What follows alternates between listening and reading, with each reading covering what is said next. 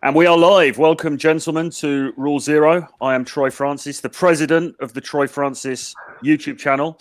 And I'm joined today by the gentlemen surrounding me. So Mr. Richard Cooper, John of Modern Life Dating, and of course, the emperor, the god emperor of the manosphere, Ayatollah of game controller.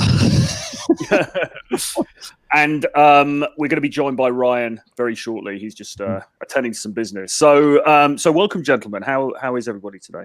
Good. How are we doing? Amazing. Good stuff. And obviously, Rich is somewhere in a some sort of pool party somewhere, maybe in Cancun. Maybe there's some hot lovelies just sort of off camera. Okay, waiting for the phone. See your location. They're all sunbathing nude over there. excellent stuff. It looks fantastic weather there. Yeah, it's really hot and sunny today, and there's no humidity, so we don't get too much of this. So I figured I'd take advantage of it. That's awesome. That's fantastic. London is it's been beautiful for the last couple of weeks, and now it's just gone dismal. Just as they're sort of tightening the screws on lockdown again, they've said that it's illegal to have sex now with somebody in a different household from you, which is really odd. And they're going to enforce mask wearing on public transports. Looks like you're going to have to have sex in public places, then like parks and gyms. Exactly. Which is pretty good news, I think, to be fair. I don't see that as being particularly a bad thing. But we're not breaking the law.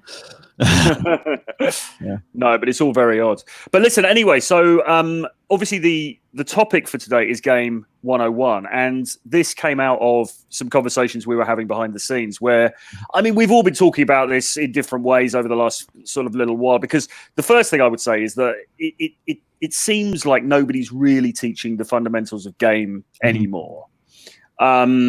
And then, Rollo, you were saying that we should address this topic for that reason, and also just because guys don't really understand where this stuff comes from. Right. What I've been noticing, and I think you guys have too, actually, I think I got this idea because you guys have been setting me up with all these guys that keep hitting you guys up to say, hey, where can I go learn game? Like, I don't think one of my streams goes by where I don't have somebody either in the comments or in the chat or whatever saying, hey, can you give me some suggestions as to who I can learn game from? Because we talk about game all the time, and I usually talk about it in sort of a figurative sense, because I think there needs to be a distinction between when I talk about game, it's that's the practice of the red pill, how you go doing that. And then there's the red pill, which is of course the theory. Yeah. And so when I talk about game, it's not just pickup artistry or oh, you're a dating coach. I'm not a dating coach. I don't think anybody on this whole panel is a dating coach, right? I'm a dating coach. But you're a dating coach. Yeah, you are. You're a PUA filthy dating coach. Yeah, but I mean, you guys teach game. You guys have, or at least elements of game. I've seen. How would you actually define game? Why don't you start with? Yeah, that's where I wanted to go with this. Yeah. I think that the way that I refer to it, or the way that I've been talking about it for a while, is I see it as sort of social intelligence, learning how to interact with women, learning how to interact actually with, and not just even in an intersexual way, just dealing with your mom or dealing with your coworkers or whatever, applying red pill theory to a practice where it's this is how I am and this is how things are going to work out. And then you've got somebody like John, who's doing body language mastery, teaching these guys stuff they probably should have picked up on back 10 years ago when they were going through school or whatever else. And they're just, it's almost like this remedial lesson where they have to sort of figure these things out. And I think they're kind of at a disadvantage because when you learn that kind of game, you have to be doing it. It's one of those, it's social learning where you learn from other people and you watch them do it and you go, oh, okay, I get it. And then so you just pick it up and you don't even realize you're picking it up. But now it goes from being this kind of subconscious way of learning to this very conscious, almost rote memorization way of learning. And hopefully it sinks in, but these guys need that. So I think there's two kinds of actually there's multiple kinds of game. But I think when we talk about game, or when people throw rocks at us for saying, oh, you guys are dating coaches, man. Then they think of it in terms of pickup artistry. I would like to say what I think game is, and I'm this has come up a lot recently, and I just think that if we have to pinpoint game, I think game is understanding female psychology and using the understanding of their perception in order to get sex and female companionship. That's what game is. Yeah, that's true. Well, we did this, I think it was either on Rule Zero or maybe it was on Do Party the other week, but we all went around and we defined what we thought game meant. And John said that, and I'm totally on board with what John's just said. I would just add to it, my personal slant is, game has become an umbrella term which encompasses everything that you need to get you from A, which is I fancy that girl and I want to have sex with her, to Z, which is having sex with the girl. So there are all of the psychological, there is the understanding of the sexual marketplace and how it operates. There's the understanding of social dynamics and techniques that you need to use, and lines and openers and push-pull and keno and all those things. But it also encompasses the other stuff as well. It also encompasses getting your style right, getting your money right, getting your, going to the gym and all that kind of stuff. Because if you neglect all of that, then you're not going to be in the best position to get the kind of results you need. Right. So I personally, I think it's become this holistic term that kind of encompasses everything. But obviously, we've got the picture of mystery up on the thumbnail today. And I guess in a minute, what I'll do is I'll just go back to that, and maybe we'll just talk through the mystery method briefly, because it seems to me that game as in this is what you've got to do to go to the club or to the bar and get laid tonight. It seems to me that mystery outlined it very, very well, and nobody's really surpassed it much, although we have modified it going forward in days since then, early 2004. Ryan's joined us on the stream. Hey Ryan, how's it going? The champ! It's going well. Heard a sad story about a man whose wife sprayed him with a spray bottle to keep him in line, and now I'm mourning him. Oh man, George Bruno. Really? Nobody's spraying him with the bottle. Nobody's there to care. They spray him with pepper spray. Yeah. But in terms of so mystery method, right? So the book The Game by Neil Strauss came out in, I believe it was 2004, I think. 2004, 2005. It was published in 2005. 2005, sorry. Okay. And that was the book that I first read, and that's how I got into this wonderful world of game and dating coaching and all the rest of it, right? And many, many, many other people as well. I think pretty much every sort of guy that you would name as being a well-known PUA or dating coach or whatever read The Game and then got into it from that. So although there was material before that, and obviously there was David D'Angelo, there were things like the Lay Guides by I forget the guy's name. I mean, this goes back to the 1970s and probably beyond. These guides of how guys can use techniques to get women. But The Game really revolutionized it. And then after The Game, Mystery's actual method. So Mystery was the main character, if you like, described within The Game. So Neil Strauss, who was a journalist for Rolling Stone magazine, he went underground. He went undercover and sort of infiltrated this group of pickup artists who were operating out of Los Angeles. And he sort of observed them and learned all their methods and everything else. This is all well known. Many people on the stream will know this, but just as a recap. Then the book Mystery Method came out, and although Neil Strauss had sort of delineated the steps of game within The Game, Mystery Method laid it out even more clearly. And basically what it comes down to, Mystery Method has three key parts. They are attraction, comfort, and then seduction. So attraction is basically opening. So that is getting the girl's attention. It's then getting female to male interest. It's getting her interested in you. And you can do that by telling stories, by telling jokes, by peacocking, by being funny. And then male to female interest, which is when you only then, once she's hooked into you, you start to show her a little bit of attention, but you also qualify her because you don't want to be seen as an easy touch. You're sort of sounding her out to see whether she warrants being with you, right, for the night kind of thing. Then you go into comfort because women are understandably, they want to, although they want the excitement, they want the tingles, which you're giving them in the attraction phase. They also want to know that you're not, a serial killer or a psycho. So you've got to add in a little bit of comfort. You've got to show that you are a regular dude, and you're fundamentally, she's kind of going to be safe with you. And then you go into seduction, and that is basically taking her to a location where you can be together and you can potentially have sex. And then you deal with she might bring up some obstacles at that point. You deal with those, and then you guys have sex, and then that's it. So that is the whole model. And within each of those three sections, there are three steps. So it's all laid out very mathematically, and some might say a little bit too anally in a way. But it works. It all makes sense. And I think everything that everyone's done since has been based on that fundamental pattern. Although, and I'm sure John will have something to say on this, I think these days we kind of just truncate it and we kind of just go through it a lot more quickly and we don't over intellectualize it as much. But that fundamental pattern, I think, is what guys coming into this space need to get their head around if they're going to become successful in a seduction situation.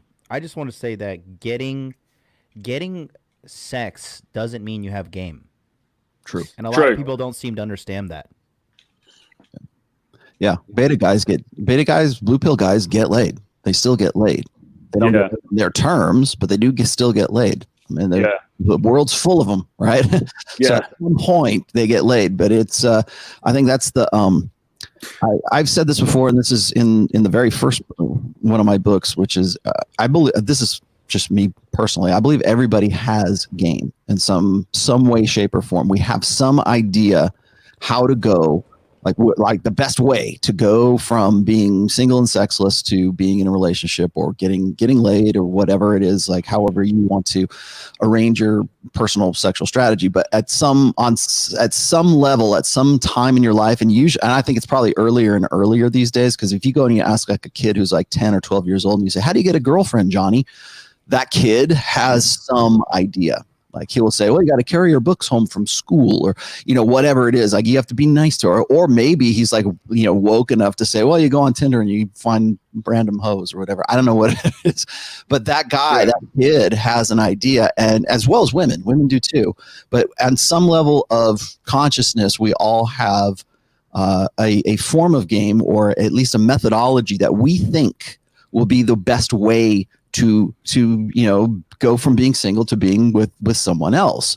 Would you call that game, or just men have individual sexual strategies? I think it's game in the sense that like that as a practice. Like that's like if you just asked some random guy, like some blue pill guy, and you said, so if you want to, like, you're single, whatever, how would you go? How, describe to me the process of how you would go from, like, ideally, how would you go from being single to where you are now to being in a relationship with a girlfriend?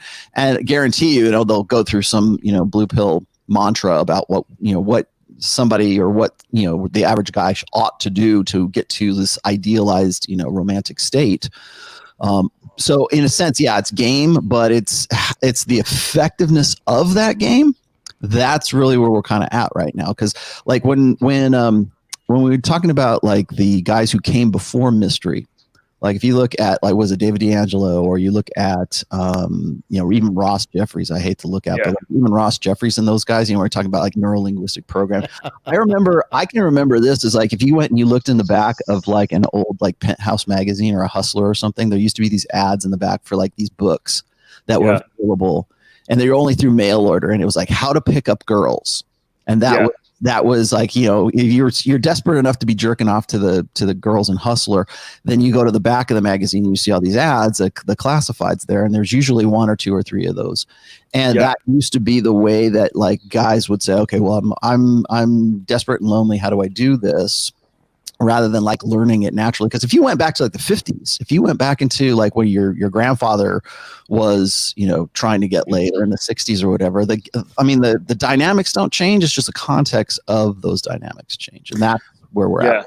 Well, the big revelation with it for me was before I learned game. I mean, actually, to be fair, I was doing game before 2004. I was doing it back in the 90s. I was going around clubs. I was getting drunk. I was chasing everything that I could, and just sort of going for broke in terms of rejections. And then because I was going to clubs a lot in those days and just going around chatting up everybody I could and, seeing what happened kind of thing.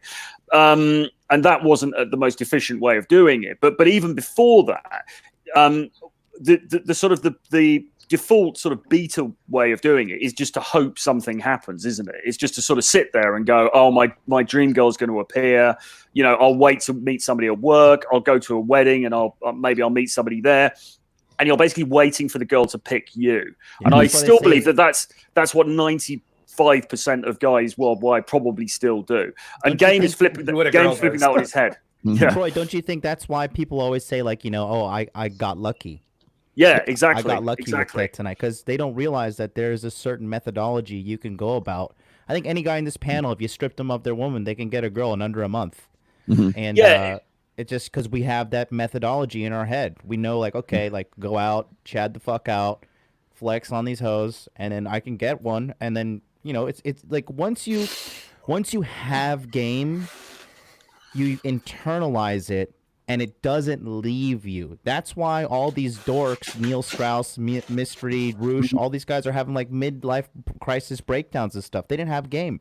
They could get girls. They had like systems. They think like, you know, the typical guys that have trouble with game. People that are very left-brained, if you will, very logical, kind of like borderline autistic people. They just have like a methodology to get sex, but they don't understand that a big part of game is female retention and making a woman submit to your will and start adding towards your life. Because I'm pretty sure all the women and the panel members' lives contribute to your life in some way or fashion, help build your individual empire. They do the laundry, cook for you once in a while, massage your muscles, those kind of things. Yeah, yeah, absolutely. I just want to say this is that I 100% agree. And then I'm looking in the chat here too. And it's like a lot of guys are saying, well, you know, if all you have to do is just be an alpha, you just be Chad. All you got to do is just be like jacked and girls will come on to you. And it's like, dude, I love those. All you need to do. It's like, do you ever see the drawing the owl meme? Yeah. Yeah, that's it. Just draw some circles and then draw the rest of the F. Draw the rest of the owl. Yeah. Well, no, I wanted to point this out though, is Troy just mentioned something, is like a lot of guys, their game is like sort of anti-game, or it's like non-game. Like all I'm going to do is sit here in the, I'm going to go to the high school dance. I'm going to sit on the side of the gym and wait till a girl comes up to me and asks me to dance. Right. Like it's Sadie Hawk world. Right. And if she doesn't, then, you know, she's not the one for me. Like, or they just simply don't have an idea how to be proactive. And on my Wednesday show, I was talking about, you know, how guys can sort of have a alive time versus dead time. One of the concepts I was talking about was hypo agency. Hypo agency is that it's people who let life happen to them, rather than like being proactive and being an agent in their life, like changing things, like going and making that approach. Because a lot of guys, when they come into like contact with like normalized game, or like all the things that you just said about like mystery method and having these processes, like I was doing mystery method. I was doing those processes back in my, back when I was like 19, 20, 21, back when I was in my rock star 20s. Right. But I didn't realize I was doing them. I just saw other guys do them. And I followed along, and I'm like, okay, if I do this, or let's try this. It was trial and error kind of thing. And I knew I could do it. I knew I could get laid. I knew I could, I just had to figure out what the process was. And then what John was just saying, when it comes to like guys like Roosh or Mystery and everything, they become domain dependent. And so they get into a situation where it's like they can reliably get laid in this context, but they can't apply that same like, the process that you're talking about outside of that domain. And so they'll get locked into that one thing, and then they'll go, oh, well, all these girls in the clubs are all skanks and da-da-da-da. Okay, well, fine. Move out of the clubs and use that. And if you're as good as you say you are about game, then that game ought to work on the street, like Tom Torero and Nick Krauser. That game should work at church. That game should work at school. That game should work in the clubs, everywhere else, because you're that good. You can modify your game for the particular context in which you are in. But most guys don't do that. They are hypo agents, right? They allow life to happen to them rather than them happening to life.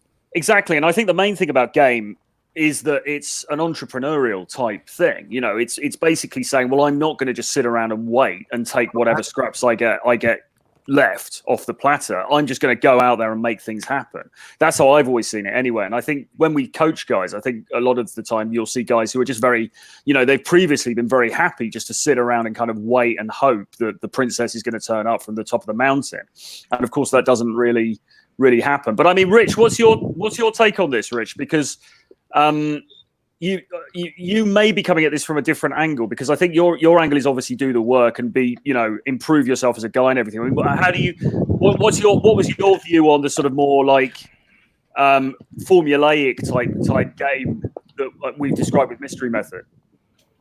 Well, my first introduction was Neil Strauss's book, and when I read it, I used some of the strategies that they discussed in the book. Went out with some friends, shortly after, kind of getting some clarity. And it it works clearly. The thing being, though, is that I never really had any access to Mystery Method, Ross Jeffries. I remember there's this one book that I ordered that me and my friends kind of moved around. We called it the Bible. And it was a book that I ordered off a radio show that I was listening to. I remember I was sitting in my Chevy Chevette. That's probably not familiar to you over the UK, but Chevy Chevette was like the cheapest piece of shit car that you could basically buy. And I was working at a stereo store at this time. I was in my early 20s. And the whole sale was basically, I think it was D'Angelo / Jeffries sort of esque time. And they were talking about how, you know, you read this Bible and you implement the strategies and you'll get girls. And we ordered this book and it kind of got passed around. We were so broke, we couldn't even order more than one copy of this fucking book. Yeah.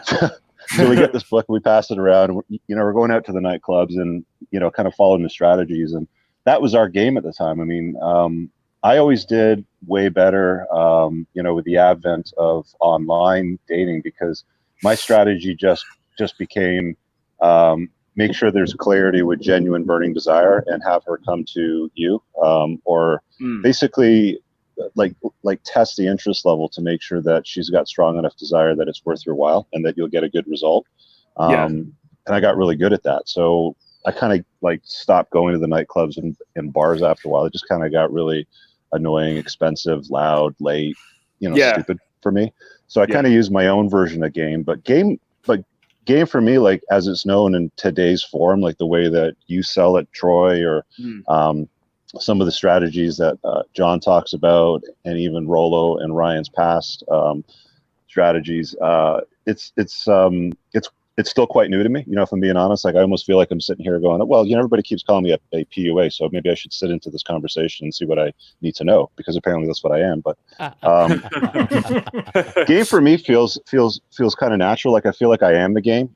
You know, when you guys sort of describe it and the way that it works for me, like I don't think about regurgitating lines. I don't think about cold approaching. I just kind of like do me, if that makes sense. Yeah, it's training wheels. That's where you want to get to. That's like the ultimate. That's the high level of game, isn't it? I mean, the thing is, I think from our point of view, when we're coaching guys, and maybe John, you probably agree with this. There are a lot of guys out there who do need assistance with this. I mean, we can think this stuff's been out for so long now. Everybody knows all about this. This is all remedial stuff. You know, we can all move on to something else. But actually, that's just not the case. Yeah, I mean, I think that when people, I know a guy doesn't have game when he tells me, he's like, hey, what's some good openers? Like, if you have game, like, you know, the most effective opener is the one you're able to have when you're able to size up the girl. When you look at her, you see what she's wearing. How many ear piercings does she have? Does she have a lot of tattoos? Is her hair damaged? Is she well kempt? Is she standing up super straight? Is she kind of slouched over? Is she a little chubby? Is she super skinny? There's all these things that you have to compound into your mind over years of learning this stuff. Like, nobody on this panel sells a magic pill. Nobody here says, yeah, just say this one line and you're going to be magically, get every girl in the friggin' world. No, it doesn't work like that. I've seen other people shill that stuff and it's absolute crap. And people just want to believe that it's true. So there's a lot of people out there that they, I know it's like beating a dead horse, but people just want the magic pill for everything. Like, tell me, how can I lose 20 pounds in 1 week? You know, what's the one opener to get a girl to sleep with me tonight? How can I trade? How can I day trade and become a millionaire? Those are all the wrong questions. In 3 months. Yeah, exactly. Well, you still see like YouTube adverts saying, you know, just say these 3 things and she'll open the legs for you, or I'm on email lists and I get that kind of stuff, and it's all nonsense. And that's why pickup artistry gets such a bad rap. Is you see all these YouTube ads and they're endless. Like I see them running on my channel now. I even see MGTOWs running ads on my channel now. I showed you guys that one from earlier this week. It's like, don't even bother. You're gonna crash and burn. Sign up for this, free agency course or some bullshit. And it's like, I get why a lot of guys hate pickup artists, because it's like, well, how have these guys figured how to get results by, I think the word they use a lot is conning women or manipulating women. And that's kind of what life is about, is influencing others, right? Yeah. You know, like life is about influencing others to enter your frame, to buy your product, to come over and get naked. Like, it doesn't matter what your strategy is, but life is about learning influence. Yeah, that's kind of what game is, right? That's one of the parts about like Robert Greene's Art of Seduction, is it's not just about like I remember when that came out in like, well, I know that the early PUAs were talking about Art of Seduction as if it was like some big deal. And I'm kind of still on the fence about some parts of it, but the best part of that is that it taught me that seduction is not just about getting laid. It's also about political influence. It's also about getting people to like come on board and cooperate with you, to sort of share a dream or a vision with you or a project with you, those kinds of things. Like, you got it. There's always going to be some kind of convincing that goes on in life, no matter what. Like, again, you either happen to life or life happens to you. And I talked, like I said, I talked about this on Wednesday with respect to like live time and dead time.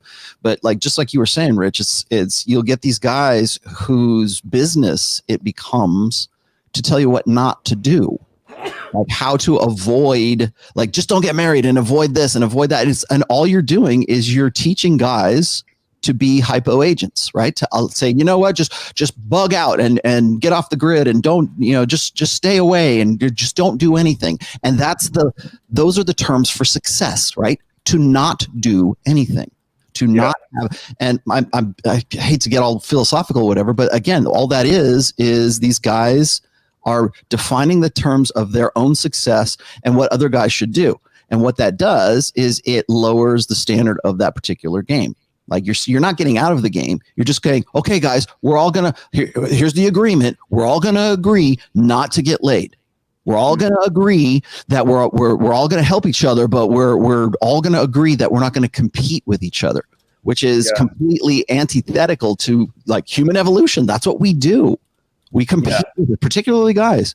We compete. I mean, we cooperate, yes. But we also compete with one another. And like Rich was saying, I can remember back in the day when I was out in the clubs and I was playing out in bands and stuff like that.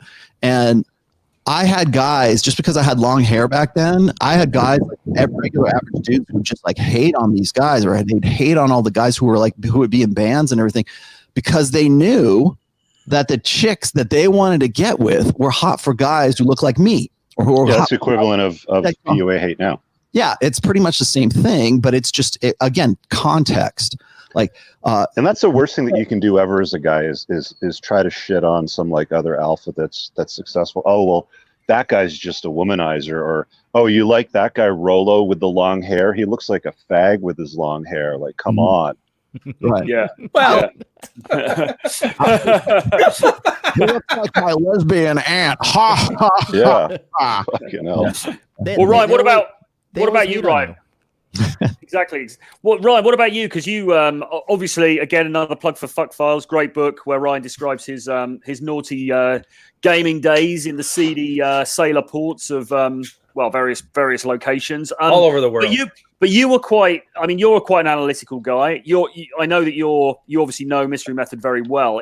Were you following it in a very sort of close way, or were you kind of freestyling? Yeah, well, at first I followed it strictly. I mean, everybody who you don't know, I didn't learn it because of whatever. Like, I was still having troubles, but I had such a busy sailing schedule. I either learned it or I became MGTOW, and I didn't feel like giving up. But the one thing I found is once I understood it, it was training wheels. Sometimes I didn't do half the steps. Sometimes I didn't do the others. Other times I was kind of bored, so I challenged myself.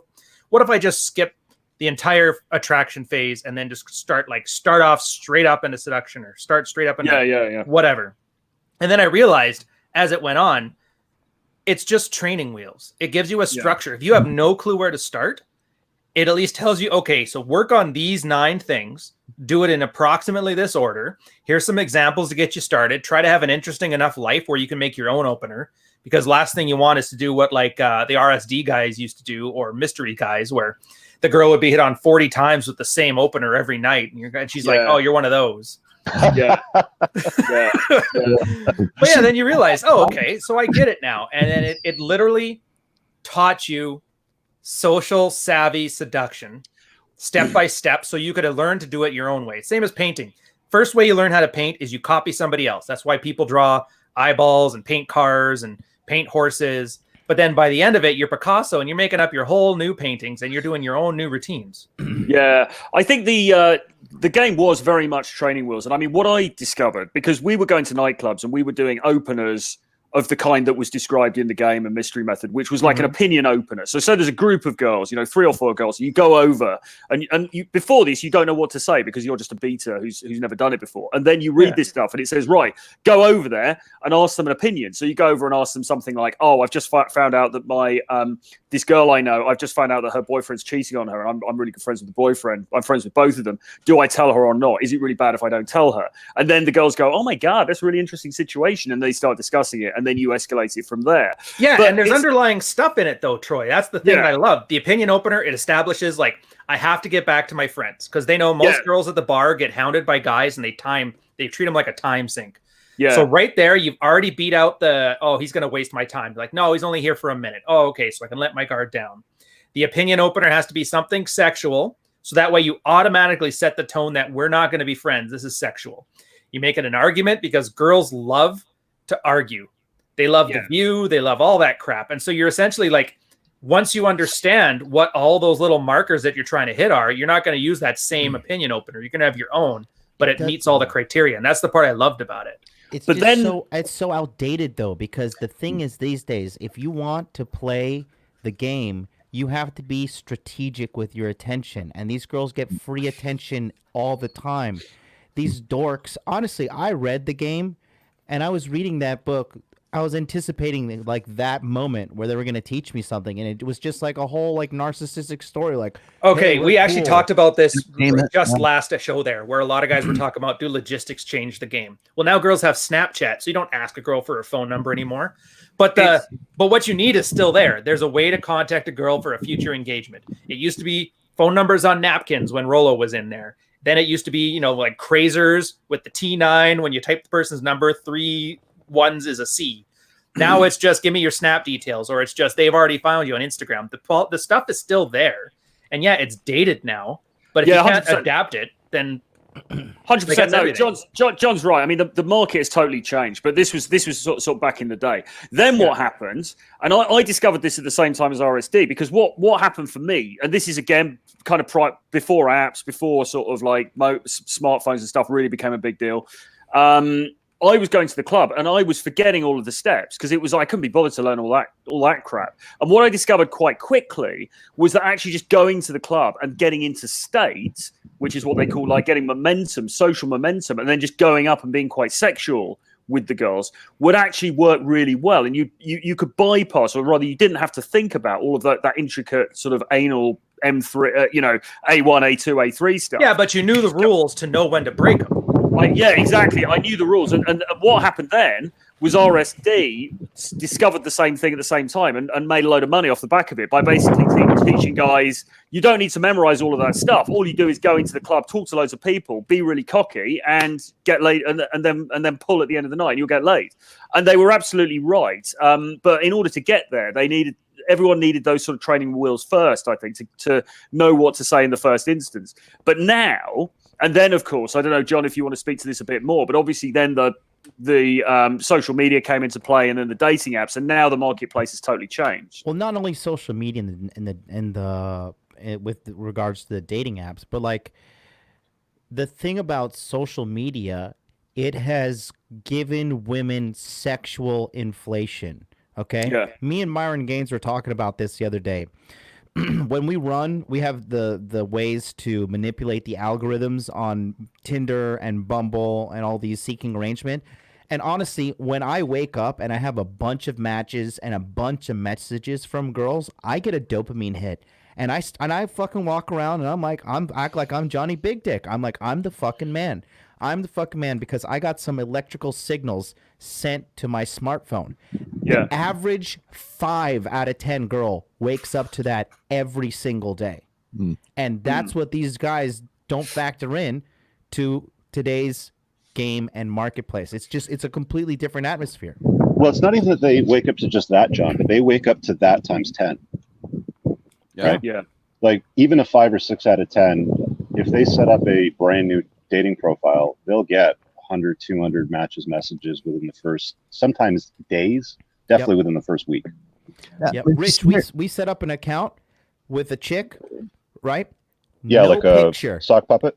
No picture. 80 plus matches. Wow. There you go. How many of those matches would have been worth even hanging out for a coffee with? And how many I actually of those did that back in the day in the early 2000s on Plenty of Fish, kind of like a social experiment.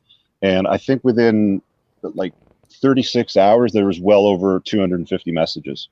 Mm-hmm. Wow. Do you think there's a difference between the attention that girl gets, like you guys are saying, off of like digital attention versus getting like real live in real time? No, it's the same thing. There's a book written by this guy. He actually helps tech companies strategize and formulate how to form habit forming products. I think the title of his book is called Hooked. Author's name is Nir Eyal, and I think the subtitle is actually How to Form Habit Forming Products. It doesn't matter if it's in person or if it's a Facebook notification icon, if it's Snapchat, if it's on World of Warcraft. The effect is exactly the same. Okay, let me ask this. Here's another hypothetical situation, and this is for John.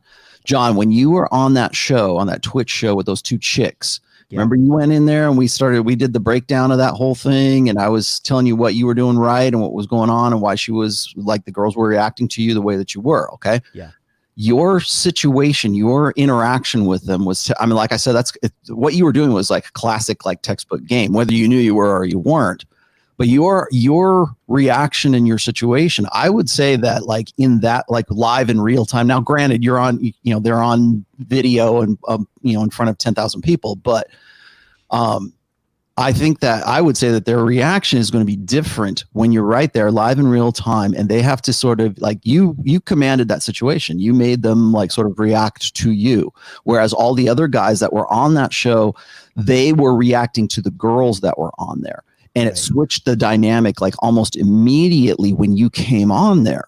So when you have these girls who are reacting to you rather than you reacting to them, first of all, that's good game, right? Mm-hmm. But also, I think that the only way you can really do something like that is if you're right there live in real time, putting them on the spot, technically what you were doing was sarging these girls, right? I mean, you were there talking to them. They were responding. You knew exactly what to do. And the only way that all the betas in the chat could get you off was to like vote you off the fucking island, right? All they could buy you off of there. Yep. And, and again, proving another game principle that, beta males will form coalitions to like kick an alpha male out of the harem, right? Yep. But like what I'm saying is that these girls reacted differently to you because you were right there live in real time rather than being like on Instagram or like tap putting this into like text. Yeah. So, and do you honestly think at that point those girls were thinking about the 200 matches they got from 4 out of 10 dudes on Tinder? It made them a little bitchier, but they ignored that those guys even existed. The thing is too with girls in the West, okay, there's also female game, and most American, Canadian, Western girls, they are atrocious at female game because life is on easy mode for them. They don't have to work for anything. They don't have to work to get a man's attention. They are drowning in male attention 24/7, 365, and it makes it harder when high-value guys like the guys on this panel, my dude Myron Gaines, when we approach them, they just think, oh, great, it's another idiot. They just, guys like us, we fall into the rest of the category with the rest of these dorks. So the dork and simp nation, they're making it tougher for everybody in the SMP. That's the big thing here. Yeah, I think that's true. But this is why what Rollo was just saying. I think I'm somewhere in between those two views because I think what John just said is absolutely true. But I also do think, and I've seen from my own experience, that if you go in with a strong approach in real life, you can still kind of hack the algorithm, if you like. I really believe that because I've approached girls And I know for a fact that they're getting like hundreds of Tinder messages. I know that they're getting loads of pings in the DMs on Instagram. And I've managed to hack the algorithm because I walked in, not because I was better than those guys, but because I walked in with confidence and I was able to sort of impress her in real life, right? So, but this is why we teach guys that they should do both, right? Yes. You should have your online game because you need to in 2020, but you should also be doing some face-to-face stuff as well. And what Rollo said, when those girls encountered me, a guy who had game, what happened, Rollo? It switched the dynamic because you're in the headlights. They didn't know what to do. Yeah. And somebody paid money to throw me off the show. Yeah. That was it. Well, and here's why. Who did that? Some non-cam studio owning beta. Troy hit on this too. It's like, again, well, all you guys have hit on this, is that most women, and particularly in the West, are hypo agents, right? Life happens to them. They don't happen to life. And so when somebody like John goes on there and they switches that dynamic, they have to happen to him. They're forced into responding rather than like having, being the one to go, oh, I'm going to swipe this. And, rather than being the one who is just sort of life is happening to them, they're like I said, they flip the script. Really, that's early PUA. Right? Yeah. How many? And okay, granted, the dynamics are different back then, but like the principle was this, or the idea was this: is that you get an attractive girl, she's at a bar. Okay, it's stereotypical, stupid, scenario, and all guy after guy comes and tries to buy her a drink and like chat her up and everything, and their set is to qualify themselves to her. And they go in with that attitude, like I gotta impress her, I gotta buy her a drink, I gotta be witty, I gotta do all these things. Whereas the guy who is sort of like the purple cow and all of that is the guy where she is forced to respond to him. And that's really what early PUA was all about, was getting the girl to respond to him. And that's why I said that what John was doing, whether he knew it or not, was getting these girls to come out of that hypo agency and actually have to react to him instead of the other way around, which is what every single guy on that show did, except for John. Exactly. The principle, people haven't changed in hundreds of thousands of years. People aren't different. The only thing different is the specifics. 100%. Yeah, that's true. That's true. But again, the game has now changed. I mean, the game has, without a shadow of a doubt, gone online. There's no doubt that the digital space is incredibly important now in this. So really, guys need to be on both. They need to be doing their online game, but they also should be adept at doing face-to-face game. Because if you're not, you're kind of leaving money on the table. Because every day you walk, apart from when the whole world's been closed down, but generally speaking, every day you walk out of your apartment, you're likely to see somebody that you're attracted to. And are you able to walk up to them and begin a conversation and potentially get their contact details or take them for a coffee or, even take them home immediately? Have you got that skill set? If you haven't, you're leaving money on the table. Having said that, you also need to up your online game as well, because let's face it, that's where everyone is. And that's not going to change anytime soon. No, let me tell you what's happening in China. Okay. And this is going to be the new wave of dating apps that you're going to see here. And you heard it here first on Rule Zero. The next type of dating apps is going to be a live swipe where you instantaneously connect with a girl over video chat. And that won't happen. That won't happen, and I'll tell you why. I'll tell you exactly why that won't happen. Okay, but I'll tell you why that won't happen in North America.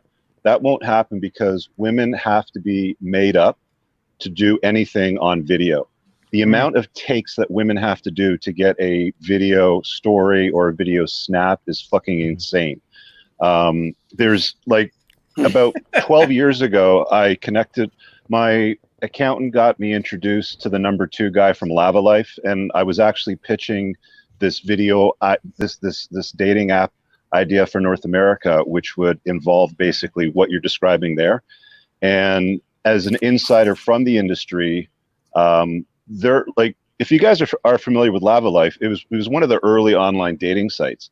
And dude shocked me when he told me that 90% of their traffic and revenue did not come from their website. It came from their online call-in system. So, you'd call in, you'd have like these phone chat rooms.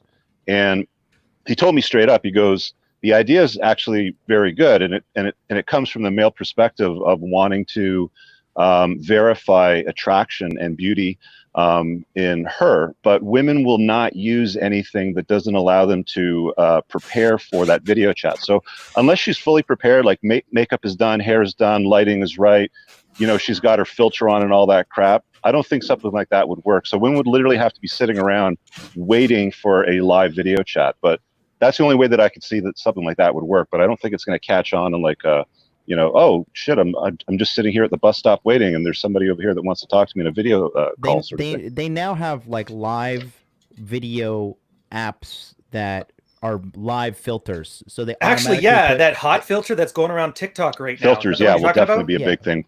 Have you seen this one? It like brightens your teeth. It adds your makeup. It does it all. Yeah, electronic. Are you using it now?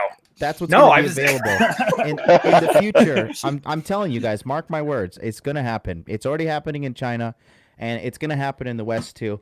And they're going to use filters like they do on everything. Girls use filters on apps. They use filters on videos. They track the light in your eyeballs, and that's how they use the facial recognition technology to put an app on you. You'll see what happens. The girls, if their chin is a little too pointed, they're using an app to make their face more slender. And it puts a little bit of makeup on their cheeks. I'm telling you, it's going to happen. And dude, this doesn't sound like fun at all. Like I was supposed to talk to girls on purpose. The point I'm trying to make is this. What filters do they give for guys? Will they give them a more chiseled jaw? Verification. Will they give the guys more hair? Will they give the guys a little bit more of a tan? I don't know. I mean, like, what are they going to give the guys? Well, you can remove the wrinkles, and you can give the face a more symmetrical look with certain things that have like face app right now for people. But what I'm trying to say is that this new wave of video chat dating is going to be another filter that's going to allow guys who have game to actually connect and meet with girls, because there's talking and texting is two different things, and that's going to be a whole new thing for guys. In a way, that's going to be an advantage. That'll be interesting for guys who know the game, because Myron Gaines of Pandemic Pickup and so on. I mean, he always advocates actually getting on a video chat with the girl, doesn't he? As a filter, and it's built into it's Seeking Arrangement right now. They just built in the live video chat within the app, as well as Bumble too, so you can live video chat with the chicks just by a push of a button. I would say. By the way, guys, that's one of the best things that you can do, because it saves you a lot of time. Yes. Because women are not the same in person as they are on online dating apps. Just like the filters that they use on social media apps, like they look nothing like that in person. So if you're not using a quick video call to filter out the fatties, the uglies, the one with the Janice types voices, from Friends, you can waste a lot of your time. And that's why a lot of guys get frustrated with the results that they get with women, especially if they're using online sites. I think they will probably have something like that, but I think in the beginning it will be the guy that you see and not the girl. The girl will be the one who will look at the I would agree with that. I would agree with that, because there's so many thirsty guys, they'll actually put themselves in that kind of position. Yeah. It will be all the male interaction and all qualifying to the woman. And then she decides if she wants to turn on her camera when she pre-selects the best guy for her. Yes. I can see a lot of guys getting turned off and just like, you know what, a real life approaching, I'm not doing online, because that's just that's way too much lying. Yeah. I can't see a guy who's worth a damn. Like, I'm not putting myself through this crap. Fuck it. Day game is making somewhat of a comeback, but in the sense that the elite of the elite are only the ones picking up girls in real life, because any dork can get on Tinder and start swiping and fumble his way around. But when you catch, like, first of all, the hottest girls are the ones you meet in real life. Okay, every single Tinder date I've ever been on, Bumble, Seeking Arrangement, whatever. Every girl that I've met has disappointed me when I met them. They look way hotter on their profile, and that's like 50 plus women. So in day game, that's when you catch the girls. One, you catch them off guard. Catch them in the wild. Catch them in the wild. Throw them in your trunk. You're on Rule Zero. Wild animals always look different from the ones kept in the zoo, right?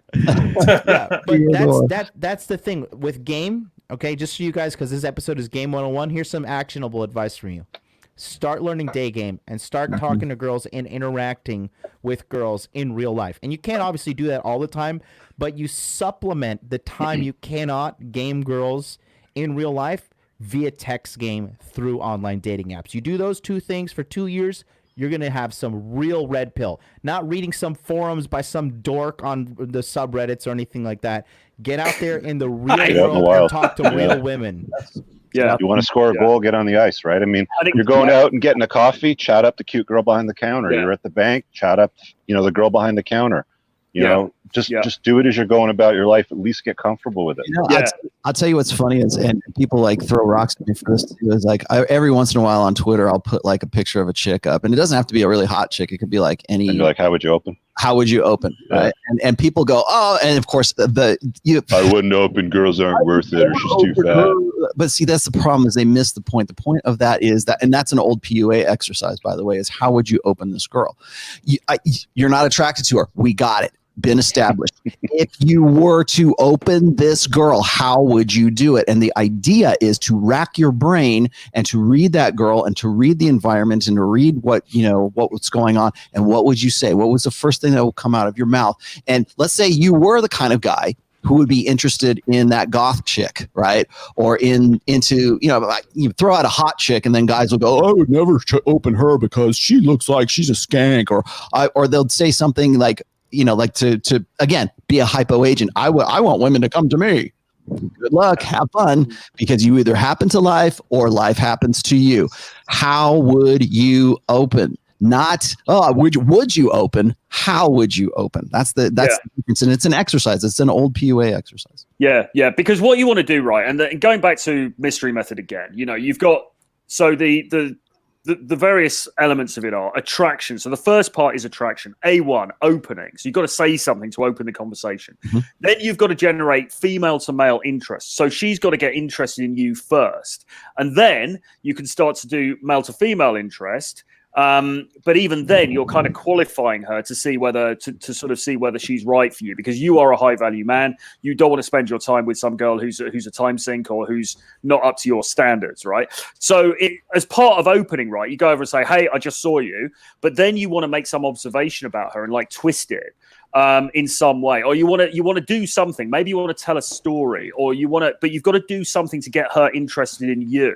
And this is one of the fundamental things about game. It's not just a question of like waiting for her to come to you, and it's also not just a question of going over and saying, hi, I just wanted to meet you, and then saying nothing. You've got to do something then to try to stimulate some interest from her into you. It doesn't need to be very much, right? You could just say one funny line, or you can say, I just saw you look really cute, but that dress you're wearing, well, I don't know what went wrong there, but there's clearly something going wrong. Even just something stupid like that's a little bit of a neg could get her to go, oh my god, and that can spark attraction. But you've got to do something to get her interested in you. Then once she's shown some little bit of interest in you, you can start to flip it and go, okay, but well, you're kind of cute, but what else have you got going on about you? What else have you got going on for you? And you start. Negs are wrong, Troy. Negs are wrong. Well, it doesn't have to be a neg like in the old. No, you have to give her something that spikes her emotions. Yes, that's what you need to do, because that is crack. Because when people say, "What do women want?"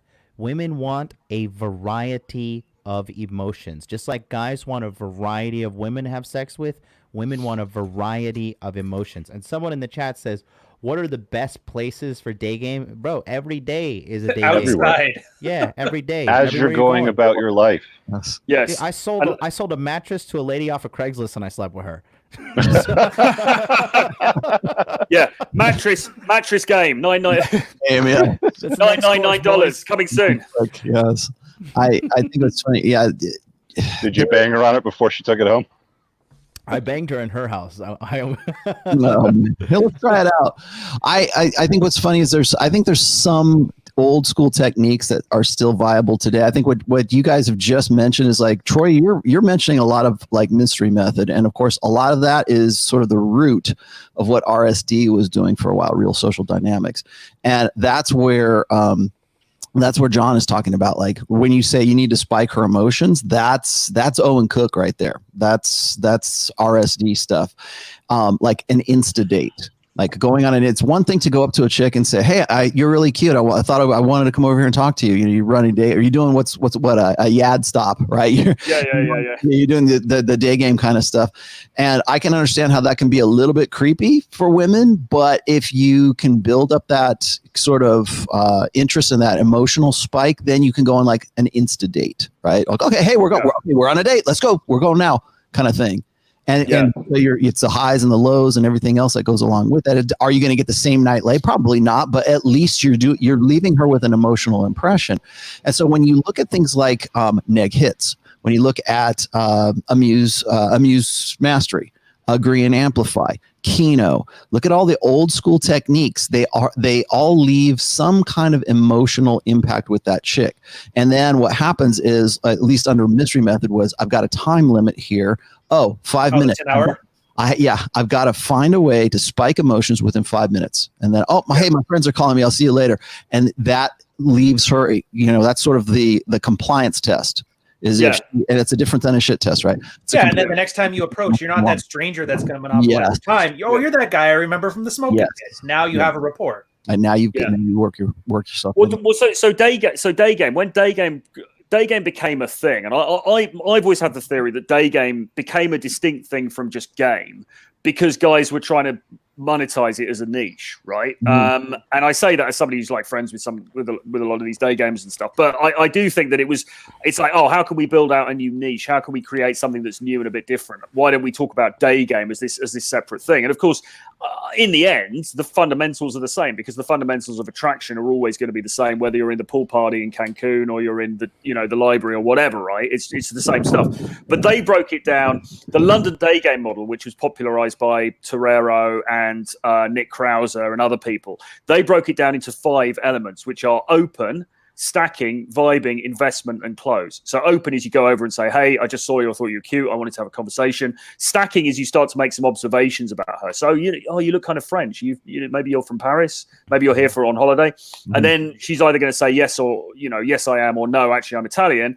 And then you go into vibing. So you'll start to tell a story. You'll go into an anecdote, and it can be bullshit anecdote you've just pulled out of your ass, but you just start talking.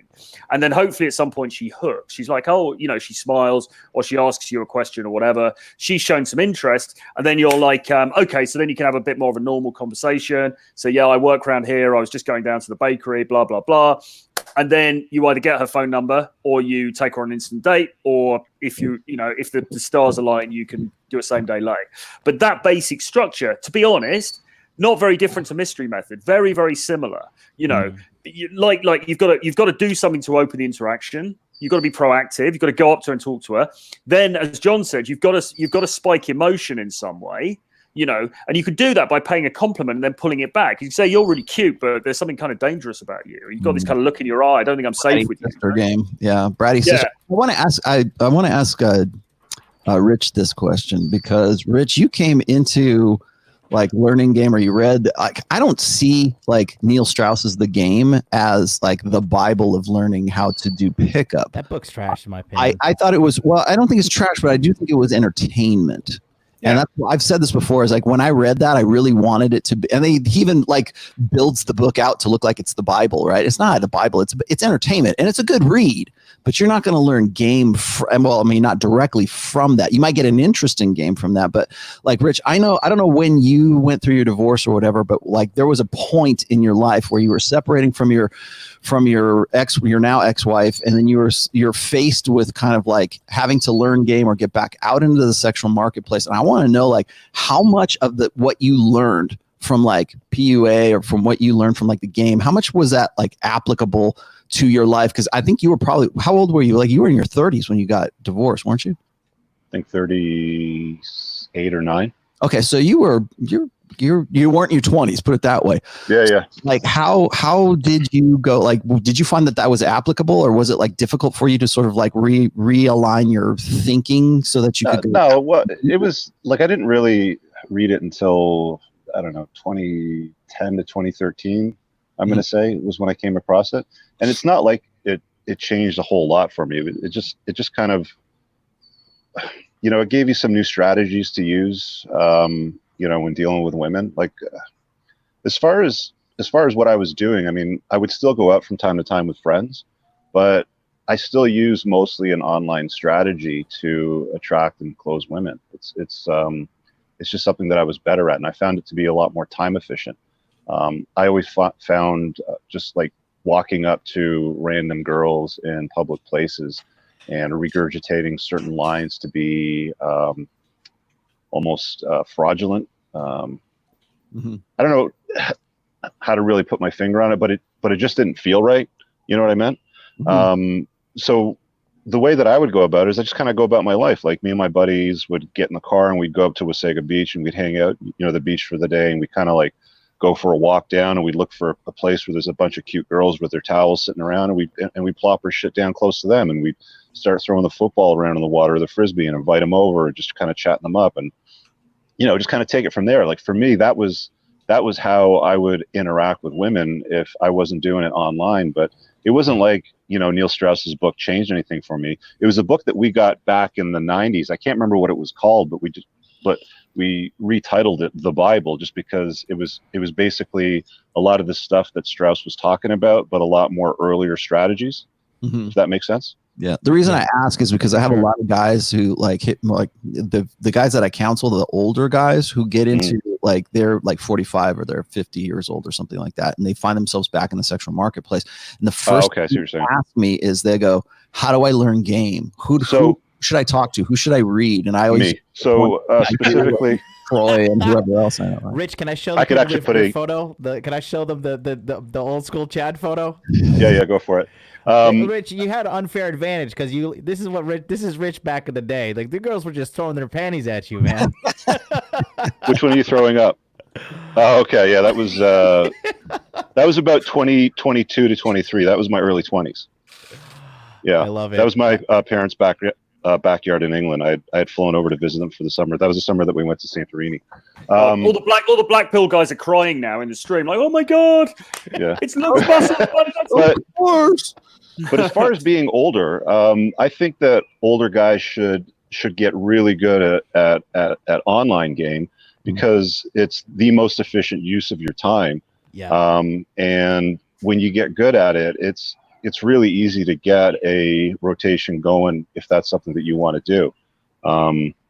It's longer than like a quick 5-minute conversation, but a lot of the stuff that we've been talking about here is things that I kind of adapted to use online and make. Like, I'm always about time efficiency. Whatever I can automate, outsource, I'll always try to make my life as simple and easy as possible. Like, when I say that guys should try to build a life that's ELF, meaning easy, lucrative, and fun, I'm not just talking about business. I'm not just talking about revenue generation. I'm also talking about, women that you choose to let into your life, right? So I think it's important that when you're older, you spend more time focusing on yourself and letting women be the byproduct of you chasing excellence, because that's really the best ROI. Like, the biggest problem a lot of older guys have is they haven't got their shit right. And women have a lot more patience for younger guys with a plan than older guys with nothing to show for where they're at, right? Especially if they've gone through if they've gone through the divorce machine and they've got little to no access to their kids and they're living in their parents' basement and they've basically given the farm to their ex-wife, they're going to have a real hard time on the dating market, right? Like, the best they're probably going to get is a single mom with 3 kids from 2 different fathers. Yeah. And I agree with Rich too. Like, I have a friend who he goes out and he day games for like 8 hours, and Jesus. like, is that Mac? Yeah, and like, it's fine. Like, he goes out and he day games for 8 hours. He gets like 8 numbers and shit. But I just don't value women that much to go out and walk around for 8 hours. Does he though, or does he just like the chase? No, because that was my thing. He's just a horn dog. He just likes doing it. I think this is a key point here about time efficiency for this stuff. I think 100%. And the reason I think probably everyone on the panel, I could be wrong, but most of us on the panel, I think, probably don't do nightclubs anymore because it's a massive time sink. I mean, I do occasionally if I'm abroad, but it's like I'm not. It's a liver sink. It's a time sink. Yeah, it's if you've got any sort of work, if you've got any kind of life, and you've got stuff to do during the day, going to the club until 5 a.m. is a killer. So you can't. Clubs for me were like a big waste of time, waste of time and money. A necessary evil kind of thing. Yeah. So then you've got so then you've got day game, and of course, one of the criticisms that gets leveled against day game, and probably rightly so, is that's just these dudes who run around the mall for 9 hours, chasing girls and getting like 3 phone numbers, and again, that is a terrible time sink if you're doing that consistently. I mean, personally, I would say guys shouldn't be. You shouldn't be doing that as a lifestyle unless you've got a lot of free time and passive income or something, and you can kind of justify it. But generally speaking, for most guys, maybe you do that a little bit at first to get some practice in. But then you want to get to the stage, like Rich says, where you go down to the local bakery to pick up your croissants or whatever, and like there's some cute girl in the queue and you chat to her, but it's not this kind of thing that you're doing because that is low value behavior in the end, because surely you've got better stuff to do than chasing around these girls all day, right? Well, for some guys, it's a habit. Let me show you some expert level game. This is some expert level game. Get one of these and walk around. Get one of these. Walk around. Walk around with this little thing. Start it in Instagram. This thing will do all of the game for you. This thing will unintentionally pull girls towards you. Period. That's a bait game. When you get older, like Rich said, you gotta live the lifestyle so that these girls come to you. So whether you become, low-key e-celeb famous, or you become popular in your niche, or you become popular with like local government or whatever, there's ways to structure your life to have girls come after you. But I'm telling you, one of these little things, get a cute little dog. Don't get a fucking pit bull, right? And again, like Rollo was saying, what did people say when I got this dog? Like, oh, bro, what are you, gay? Look at that dog, man. That's not a dog. You're a beta, man. It's just like, okay. Fantastic. Thanks for just outing yourself as a guy who has no game. You know what that is? That what like Mystery would call that dog a prop. Yep. That's what it is. It's a prop. And so is who's your Ibanez guitars back in the day? Exactly. You're on stage. That's my prop. Yeah, it's part of the peacocking. Peacocking is a little bit different than a prop. A prop is actually sort of a conversation starter type thing. But peacocking is another example. But again, you're doing this kind of like contextually. So you can go out there with the little dog and that opens a conversation, and then you go from there. There's other ways to do that. Like here's another prop, and say what you want to about Goldman, but Goldman's photo game is when you're out there with the camera and you're saying, hey, I'm doing this photo journalist thing for school, or you just make it whatever. Hey, let me take some pictures of it. And, he comes up with a book about it. And it's really the camera itself is a prop, and it works because that woman wants to be first of all, she wants to be directed. And then second of all, she wants to be like, she wants to think that she's got some sort of attention going on there. It leaves her with an emotional impact. It's like, oh, I'm important enough to have my picture taken by a random guy who's doing this, whatever. It's all bullshit. But that works for her, for Goldman anyways. But it's a photo game, little dog game, whatever game. There's always going to be that interest in a particular prop or some kind of little I don't know, trinket or whatever that you have that starts the conversation. And I will argue with you a little bit on this one, Troy. For a good example, I cook for myself, and this would be the same as people saying, well, why do you cook for yourself when you can go to a restaurant and people will give you the most amazing food and they're better chefs? Fine. Or you go out on your own, you get like frozen pizzas or McDonald's. It's way quicker. It's way better for your time. It's like time isn't the important factor there. For me, I like cooking. I like getting better at cooking. I like learning how to cook. I don't mind making a couple mistakes when I'm cooking something new. I don't mind wasting a lot of time when I could just, I'll boil beans for 8 hours when I could have just bought them from the store for 60 cents. It's not about being super or hyper efficient with your time. Sometimes just the act of going out and flirting with girls and being attractive, and as you guys would call it, that sexual energy, that's fun in and of itself. And getting better at attracting women is fun. It's its own experience. So you don't necessarily have to pick what's the most time efficient. And I think that's why I'm kind of anti-online game, because it removes the fun in it. Yeah. You know what I mean? Look, I agree with that. And look, cards on the table, I'm somewhere in between the two arguments, because I have done very long day game sessions, and within the last, kind of like, I don't know, like a couple of years or whatever. And I've really enjoyed them as well, because there is something cool about walking around and having a coffee and just talking to these cute girls and blah, blah, blah. I mean, it's cool, but so I'm sort of somewhere on What the a fence. horrible waste of time. It's not It is my cup of tea. It's not my cup of tea. But my friend Mac, when he does it, he loves it. He loves every moment of it, and it makes him happy. So if you're a guy and you love it, that's fine. But like for me, for Rich, guys that are a little bit more time conscious and just we just don't value talking to these hoes and like chasing them for 8 hours. Motivated too. You're not going to be building your empire if you're doing that a lot, constantly. Exactly. But here's another thing, right? And I think Mac's on board with this as well, from what I understand. So Paul Janker, who's the famous New York day gamer, obviously that Harvard educated, very handsome, etc., high value dude. He used to do day game. Obviously, well, he's very famous for having done day game in the early 2000s in Manhattan. And he would say, I'd go out with a buddy. It'd be like Saturday afternoon. We grab a coffee. We go walking around. We walk around Soho. We walk around Greenwich Village, whatever. And we just chat to these girls and we get a load of phone numbers. And it was a fun afternoon out. And I can be on board with that. I can see how that was kind of a cool thing. He just enjoyed doing that, and he was doing the rest of his stuff the rest of the time, attending to his business or whatever. I think he was working for a hedge fund at the time.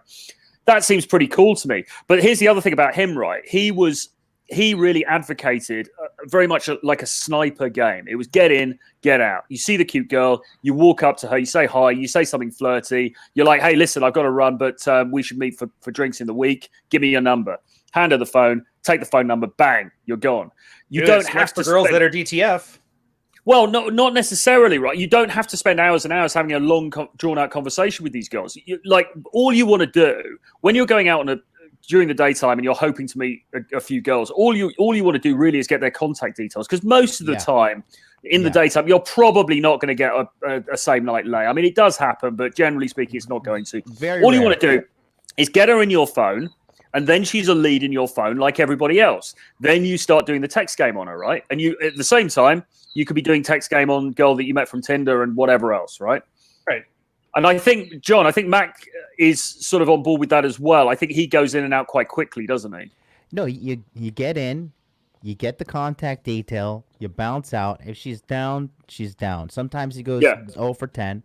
Sometimes he goes, 8 for 10, right? But it's just like sales. You're knocking on those doors. Sometimes you're hitting home runs, you're on fire. Sometimes you're just in the gutter. Mm. I think, I see in the chat here people saying, oh, well, fuck clubs, man. Clubs suck. Let me tell you something. Like, I work in clubs. I do liquor promos in some clubs, and it's for youngsters, really. I mean, it's for women who are between the ages of like 21 and about 28 years old. And the guys who go into those clubs know where the girls are going to be, because the girls want to have some sort of like live venue for them to go and show themselves off and to sort of walk around in packs. And yeah, I mean, clubs are still definitely viable. Okay. If you're like the old guy in the club, you better have a lot of money and you better look like that millionaire dude who did that video slapping girls on the ass on his yacht. Okay. Other than that, you're in, again, it's domain. If you're over 35, you need a table in a club. Yeah, exactly. 100%. Exactly. And so there's that. I mean, I'm not going to shit on anybody for going to clubs. That's fine. It's just don't become domain dependent on that club. So you can go out and hit the street. Your game, if you are a good practitioner of game, that works at the bookstore. It works at the club. It works gas wherever station. the hell you are. If you're the guy who understands this or has internalized this, and you use it at the library. Exactly. And you can use it at a library. Mm-hmm. Yep, Craigslist. Craigslist mattress game. But that's the thing, like I know, and I personally think it's very high level, but the book, The Art of Seduction, by Robert Greene. I am not one of these Robert Greene circle jerk fanboys. I just read what's good, and what's applicable I use in game. It's very high level stuff, but that is 100% a very, very, very good book about seduction, because it talks about the dark side of female natures, how some women have like kind of a bisexual lesbian side to them. And if you can kind of flirt with the gender roles, kind of like Mick Jagger back in the day, or Steven Tyler, or Boy George in the 80s, right? These guys, Prince, Michael Jackson, right? These dudes got harems and harems and harems of women based off of their look. The emo boys, all those like in the early 2000s. I don't even know those bands, but I'm talking about the guys that wore mascara. Glam rockers? Yeah, New Romantics. Yeah, what are they, like My Chemical Depeche Mode. Romance and stuff like guys like emo, that, right? emo. Stuff that works too. But the point that I'm trying to make in The Art of Seduction by Robert Greene, what you have to take away from it is this, and it's the same thing that all of us on this panel do. He says once you're seducing, you're a seducer. You're seducing everybody, and once you're red pill or you have game or whatever, it doesn't leave you. You can get rusty, but it'll never leave you. Like once you're red pilled, you're in. That's it. There's no going back. And that's the big difference between us and other people hosting 4 live stream viewers right now. Yeah. No, I'm a big Robert Greene fan actually, but that book is fantastic. I've read it a couple of times. I'm listening to it on audiobook again at the moment. I mean, it's awesome, and it's so interesting from so many perspectives. I mean, the good thing about Robert Greene is he's not afraid. He doesn't shy away from the darker side of human nature, as everybody will know who's read 48 Laws of Power. I mean, this isn't like sugar-coated stuff. This is how it actually goes down. And so in The Art of Seduction, he will talk about basically like dark triad stuff. He'll say, well, look, women, and he co-signs John actually, because he says women love drama. They love emotion. They love, and emotion doesn't need to be positive. It can be negative emotion, right? They love, the feelings that they get through deceit and through, if there's infidelity and all this kind of stuff. I mean, it's just crazy, right? So if you can push those emotional buttons, that has this incredible effect on the opposite sex. And that's what I'm really interested in. Personally, I'm much more interested in the sort of the art of seduction, the science of, that thing between two people, less to do with whether it's in the daytime or at nighttime or on Tinder or whatever, because I see that as all just being different routes to the same place. But what you've got to do is you've got to have that edge about you so that you could generate that panty wetting sort of excitement at the point when you guys meet. And I think Robert Greene's got a lot to teach about that in that book. Do you think that there's a resurgence in interest in game right now? Because every one of us on this panel has had somebody. I get it all the time. Like, how do I learn game? Where's a good book on game? Or how do I learn game from a book? And it's like, well, you can learn game from the Rational Male, but you still have to go out and practice it. You learn game by going and doing it, not necessarily just reading about it. And I think people don't understand who's doing this right now. Like I've had blue checks on Twitter who do things that have nothing to do with game, and they've been sending me Tinder dates that they've hooked up. One girl was like from not Mongolia, but some Spanish country I didn't even know existed. And I'm like, wow, that country's hot. But there's a lot of guys that low key follow us, like wrestlers, celebrities, UX designers, like all walks of life. And they all do game and they all know game. They're kind of like Rich. Like, yeah, I read the book. I kind of know game, but I kind of like pick and choose and it works for me. Mm-hmm. That's like the small silent majority. And the Spurgs here really scare them off because the last thing they want to do is look like one of these black-pilled goofballs. Yeah. But yeah, all these guys have it, and they all use it. Don't kid yourself. I don't think there's many naturals anymore. I really don't. But one of the problems is, and I mean, John and I have discussed this a lot, and obviously we were trying to address this before the big pandemic hit earlier this year, is that hardly anybody's really teaching game anymore. Because obviously RSD have now become self-development. Basically, they're a self-development company. Obviously, Roosh has done what Roosh has done, and people just drop out. People just drop out of it because they get married or they move on or whatever, or they get scared by the SJW mob or whatever it is, and so these fundamentals are getting forgotten about, I think, or at least there's a whole new generation of guys coming into it who don't know anything about this stuff. Yeah, and then they do what John does. They see Mystery Method, like, this is stupid. Who owns a Crazer? And then they just walk away. What I find interesting, John, and I'm sure you can attest to this as well, is that we can think, because we've been immersed in this stuff for a long time, we can think, everyone kind of knows this stuff. It's old school, whatever. Yeah. But the truth of the matter is, a lot of guys just they have no clue about this stuff. There's a crippling amount of men who have zero game. That why MGTOW is such a popular movement, because it's like, hey guys, we know you're a bunch of losers. The doors are right on open. Come on in, and we'll all have our little comfort session. We have little dolls for you. It's okay. You can be a loser because I'm a loser too.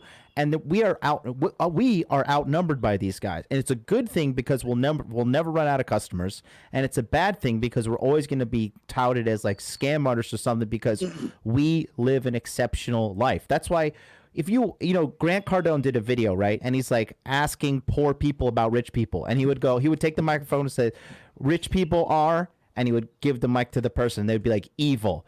Rich people are scam artists. Rich people are bad, right? Or money is the root of all evil, right? All these poor people, some are homeless, drug addicts on the street, because the majority of people are broke. The majority of people have no game. The majority of people are stupid. And when you're an above average guy and you're in the top 20%, when you tell people the truth, they think you're fucking crazy. And they think if they have enough ego, they'll be like, no, you're a scam artist, or you're a bad guy or whatever. But the reality is America is simp nation #1. Okay? If you take anything away from what we're teaching you guys here today, America is simp nation #1. And a lot of guys are so terribly defeated when it comes to trying to understand female nature that they just give up. Or like it says, like the famous quote in The Matrix, some guys are so entrenched in the blue pill system that they'll fight to defend it. And that's what we're living in right now, dude. So the fact that you're a man watching content like this, you're already an outlier. Now there's work to be done as well as just studying. You can't just study theory all the time. You have to apply it as well. But the majority of men have no game. The majority of men will go through their entire life blue pill. This is why they fall in love with women. Dude, I'm red pill. I don't believe in love. I believe somebody's nice to you and they make you feel good, like I'm in love and she's never going to do anything wrong to me and she's the one for me. The love of my life, I just showed her on camera. It's my dog, okay? And a lot of guys, they just don't do it. They don't believe this. And that's why you have guys killing themselves. This is why you have guys killing themselves over a woman. That's the worst thing to kill yourself over. At least if you're a guy and you're like, fuck it, I just hate life. I want to go, Smith & Wesson myself out of this existence. Fine, whatever. God bless you. If it's a crime, don't do it. Don't listen to me. But the point I'm trying to make is some of these guys just think like a woman is a point to kill themselves. And it's because they come from a point of ignorance. And unfortunately, that's everywhere. It's in our media. It's in our music. It's in our commercials. It's in the news. It's like Joe Biden the other day is like, gotta go. My wife's going to be angry. Gotta get off this broadcast. And it's like, those days are over, Joe. Those days are fucking over. Hey, let me respond to this real quick because I guess it's Quarantine says Quarantine says I think game is shown as not socially acceptable. So if you are a sheep, you will always be denial. Okay, here's why that is. Well, first of all, we live in a gynocentric social order. So anything that subverts women's control over their sexual selection process, anything that subverts their ability to optimize hypergamy right now is always going to be seen as a social ill. So that's why you see these pushes to make like game, particularly day game right now, learning any kind of formal game is a hate crime. It's misogyny, and I think in the UK, right, Troy, they have some laws or something right now. Whereas if you're running day game or you're doing like a yad stop, they can bust you and throw you in jail for. Oh yeah, rejection is illegal. And so that's the case. And so you'll get guys in the black pill community. They'll go, well, it's too dangerous. Don't learn game. Oh my God, we'll all go to jail or something like that. This is the future of America. Or if you go and you look in India right now, I mean, there's so much anti-male, like if you just trying to get like over there without getting married, that's rape pretty much. Like if you misrepresent yourself or if you have sex with a girl that you didn't intend to marry like right afterwards, then you're a rapist pretty much. And so guys see that and they go, oh man, I don't want to learn game. I don't want to do anything. And maybe they have a point, but the point is that I'm making here is that in a gynocentric social order, anything that removes control away from women when it comes to sexual selection, or if it comes to, like, it's a guy trying to sort of do an end run around women's like intuition, right? Their hypergamous filter to see if that guy is like real about his, who he says he is. Is he really like a lawyer, or is he going to make partner pretty soon, or is he a sandwich artist at Subway kind of thing? And so if a guy can teach another guy how to get around that and get to sex without having to like actually be a lawyer or be, super Chad or be whatever stereotype or whatever meme you want to look at online, anyone who's teaching those things is like an enemy of the state. And that's something to keep in mind, because when you're learning game, it's not just about being fake, because you'll hear guys say this all the time. They'll go, oh, that's just teaching guys how to be manipulative. And that feeds into that gynocentric idea of what game actually is, or what PUA should be. Yeah. So actually, the thing is game is not just about like tricking girls all the time. Okay. I mean, it's how to interact with women. It's how to learn some social intelligence so that you can like approach, so that you can sarge, all those things. If you choose to use that in a disingenuous way, that's up to the guy that's doing it. But you still need to learn game. You still need to be able to interact with women on a level where you're, creating an emotional response, and so you can go from being sexless to being in a sexual relationship with a woman. And there's nothing fucking wrong with that. And dude, girls, there's a good quote actually. 13, like they're gonna smell bullshit before anything. So don't get the manipulative crap. Can I want to say something Rollo just said. Okay, because when the guy's saying like, game is manipulation. Female existence is manipulation, you fucking inbred imbecile. Everything about women is manipulation. Dude, and Rich, you have a daughter. They start from a young age. It's just how they are. You probably see it every day. Bastardize. From 6 years old, they're trying to manipulate you. Well, everything about women is manipulate. Everything about life is about persuasion. Yes. It's about persuading, like women persuade men that they're more beautiful than what they actually are by wearing high heels, by wearing stockings, by wearing a push-up bra, by dyeing their hair, by putting on 4 pounds of makeup. Do you want me to keep going, guys? Yeah. Okay. Life is about persuasion. There was an interesting line in Heartiste that I'd forgotten about, but I saw it the other day. I was doing a webinar for some of my guys, and it said something like game is as sincere as the person who wields it, right, or something like that. And basically, game is just a tool. I mean, I see game as being your marketing. You are the product, and the product is, the sum of your points, good and bad. So how you look, how you dress, your job, your career, your energy, your dynamism, all of that stuff, your charisma. And then the marketing is game. And marketing is basically just, how do I get this product out to market? Well, there are various ways. You can go to a bar and you can talk to women there. You can be in the coffee shop. You can talk to a girl, introduce yourself, start a conversation. You can be on a dating app and you can do the same thing. So game in itself, I think it's like the old NRA argument, really. I mean, game in itself is neither manipulative, is neither positive nor negative. It's a set of tools to present yourself in the best possible way. Now, of course, guys can take that too far, and they can be manipulative with it, and they can misrepresent, what they want. So they can be like, I suppose a Chody example is like, yeah, baby, I want to marry you. I've fallen in love with you. And then he just shags her and goes and runs off the next day or something like that. Guys can do that, but you don't have to do that. This is just about how you put yourself across on meeting so that she is excited by you rather than she just thinks you're a boring chode like all of the other 600 dudes who've hit on her. People still do promise marriage. Let me ask you this. Is it wrong to be manipulative to women when they're being blatantly manipulative at all times, 24/7, 365?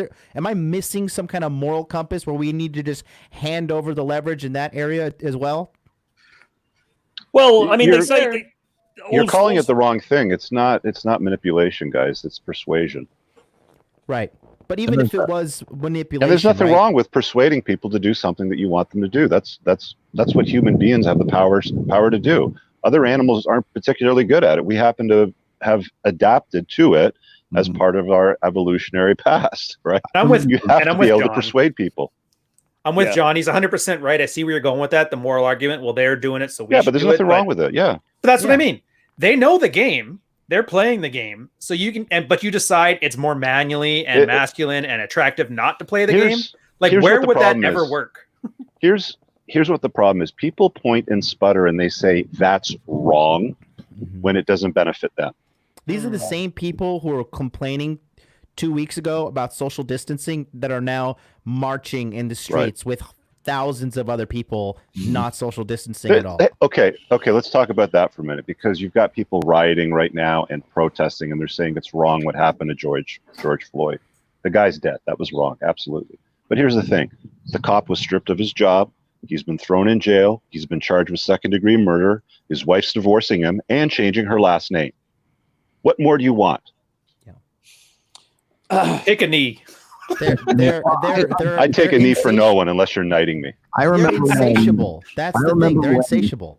I remember when the 48 Laws of Power came out and people said it was an evil book because it taught people how to use, things like, do none of the get other people to do all the work and take all the credit, right? That's a law of power. It doesn't necessarily mean you have to use that law of power. It might be it's unethical to you, but that doesn't mean a lot of other people won't use it as well. People want easy. You know what, guys? The problem is everybody's leaning towards this globalism agenda of liberalism, and let's kind of spread it out and make it all easy. And we have guys like Jordan Peterson saying that marriage should be enforced or monogamy should be enforced and all this. That's not the way the world works. We work in a hierarchical sort of way. There's always going to be somebody that does better than somebody else. And you have to put yourself in a position to do better by doing the work on yourself to get the better results. It's like there's absolutely nothing wrong with persuading people. It's part of human nature. Get used to it. Exactly, and also as well. I mean, like, how do you see the world? I mean, I believe that we are, we are animals. We are an evolved species, but we are essentially animals. It's kind of a jungle out there in the dating world and also in the business world and everything else. And people are gonna.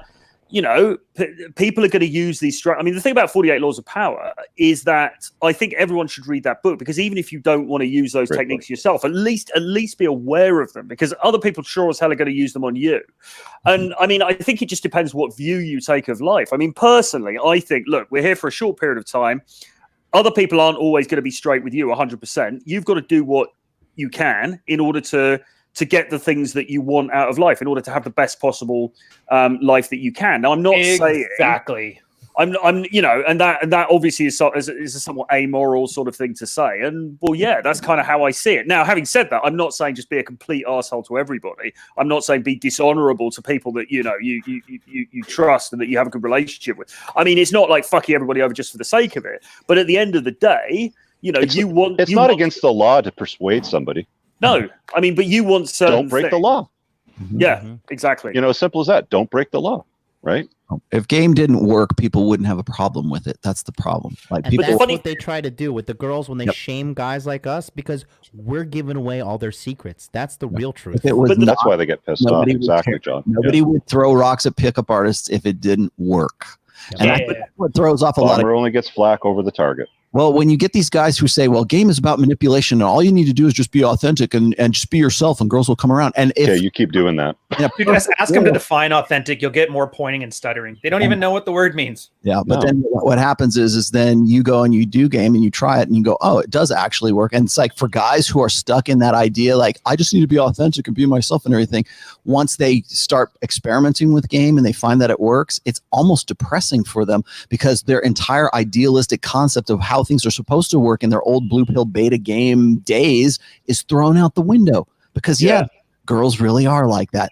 Feminine nature, female nature is exactly like that. And so when you get guys who are saying, well, all you need to do, like you get like mode 1, right? Or you get these guys who will say like, all those PUAs, man, they're inauthentic and they're just in it for the pussy. They're just pussy hounds and everything else. And they'll throw basically what that is just amogging. It's guys saying I'm authentic and they're not, so you should choose me instead. That's what it really boils down to. What's amazing, though, is this criticism doesn't just... You can understand, to some extent, the criticism coming from women and from feminists, to some extent, but it doesn't just come from them. It comes from other guys. If you go on Twitter, you see this all the damn time, don't you? You see it from the tradcons. You see it comes mostly from guys, isn't it? Women Yeah, don't care exactly. if you're authentic. They don't care if you're authentic. They only want that rise, especially when they first meet you. They don't care. Like afterwards, maybe after if they find out that you're actually a sandwich artist and not going to make partner in the law firm, yeah, that might piss them off. But like leading up to all of that, getting off on you and the whole process. If you read, like you guys have been talking about the art of seduction, the first thing he says in the introduction of the art of seduction is that you need a willing participant. The person who's being seduced has to want to be seduced. Yes. It is a cooperative effort. So the guy who's doing the seducing, the girl has to be like, because nobody can be seduced that doesn't want to already be seduced by that guy. It's a cooperative thing. And so when guys say, well, you just got to be authentic and everything. Well, the thing that gets you from point A to point B is being non-authentic, because they want that fantasy. They want that feeling. They want that indignation. They want to know that John is cheating on Jill or something like that, and they got to figure things out. That's why that's a good opener, because it creates that thing, and that's part of them being involved in their own seduction. Yes, absolutely. And I think at the beginning, you almost want to be inauthentic in a way. Now, I don't mean that you go in and lie. I don't mean you go and say, "Hey, babe."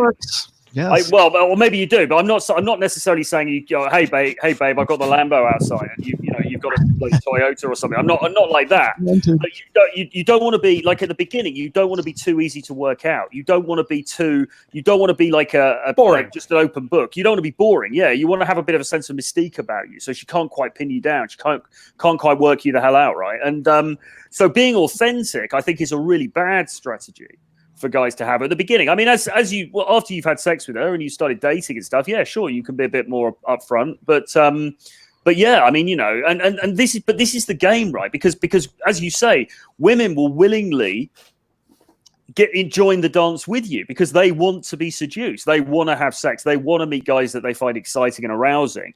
A lot of time they want to be lied to. Tell me I'm pretty. If they're insecure, they want you to tell them they're pretty. Lie to me, right, man. Listen, these tell her her bitches butt can't doesn't handle look big the in those truth. jeans. They can't handle the truth. That's why they watch Oprah. They can't handle the truth. They want information. They want that emotional rise is what they're looking for. If they could handle the truth, then why do they use filters on social media, right? If they could handle the truth, they'd be men. God damn it. Yeah. Well, they're trying to be. I don't want to discourage anybody from like not living the best life they can and actually being, I've been saying this whole time, you either act on life or life acts on you. Great. Yeah. If you are in fact authentic, awesome. But don't think that that's what's getting you there. Like you get these guys who are like, and I'm sure you guys have heard this before because I've talked about this on Twitter, but you get these guys who will think that they can virtue a woman into bed. Like I'm this great tradcon guy, and I'm a good catch, and all this. Like this is what women, a real woman, would be into me. No, she wouldn't. She's into the fantasy. She's into whatever is getting that emotional rush. And the kind of women that get an emotional rush from virtue are tradcon women who have 3 children from 2 different guys that are looking for. Not just that, dude. That's my second chapter in my book was a story about that. A girl telling me how great and virtuous her fiance was while I was plowing her. Like, it was the surrealest shit ever. And this happened. And I know no man has ever virtued a woman into bed. Yes, that's true. And that actually is one of the key tenets of game, isn't it, really? You've got to flip the script on all of that societal stuff. Because if whatever you think, the fine upstanding, the head of his local church kind of dude, all of that kind of stuff, you think, well, I'm a great guy, I'm an alpha, so surely she's naturally going to want me kind of thing. All of that stuff is not sexy. All of that stuff doesn't work in a game context. Or if it does work, it works with women who are probably not the kind of women you actually want to get with, right? Or just a woman who's looking for somebody to do provisioning for her, which again is probably not the kind of woman you're looking for. So, in order to be successful in game, in my experience anyway, you need to kind of do the opposite of what society's told you, and you need to inject that emotion, and you inject emotion not by being this authentic, I'm just this really great upstanding guy. It's by being kind of the opposite of that, which is why bad boys get laid, which is why she likes that arsehole who keeps dumping her and, she breaks rules for alphas and makes rules for betas. Yeah. Well, or who goes and leaves her for who goes out to buy some milk and doesn't come back for 3 days, and things like that. That's unfortunately, it's just how human nature is. That is the thing that really makes her aroused. It's not the fine, upstanding, church-going sort of family alpha kind of guy. Sounds like guys who are their mental point of origin to me. Wow, imagine that. And because I know this is going to be a common criticism here, these guys are going to say, "Well, it's all about sex. Is it all? That's all that matters to you? Don't you think you should be like? I want somebody who's a companion and blah blah blah." If that's the case, yes, you're living in the clouds. It is all about. First of all, yes, it is all about sex. Sex is the glue that defines a relationship. Sex is the glue that holds that relationship together. If you think that it shouldn't be about sex, you need to put an ad in the classifieds or on Craigslist for a roommate, because that's what you're really looking for. You're not looking for somebody to bang and that's how they end up into a sexless marriage too, right? Yeah, one problem at a time. Let's get your fucking thing sorted out, then you can worry about your soul. You need a roommate, not a wife. You need a roommate, not a girlfriend. Yeah, and that's another central tenet of game as well, is that you've got to get the sex sorted out first, right? It's got to be attraction, arousal, sex before relationship. And that is also something that people don't realize sometimes before they come into this space. It's all very well, you want to cuddle up, you want to watch movies on a Sunday afternoon, you want to have all that nice affection and everything.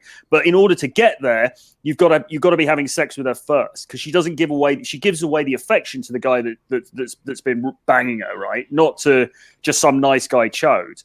Okay, so even if that is what you want, you've still got to learn the levers of attraction first, because otherwise you're not going to get there.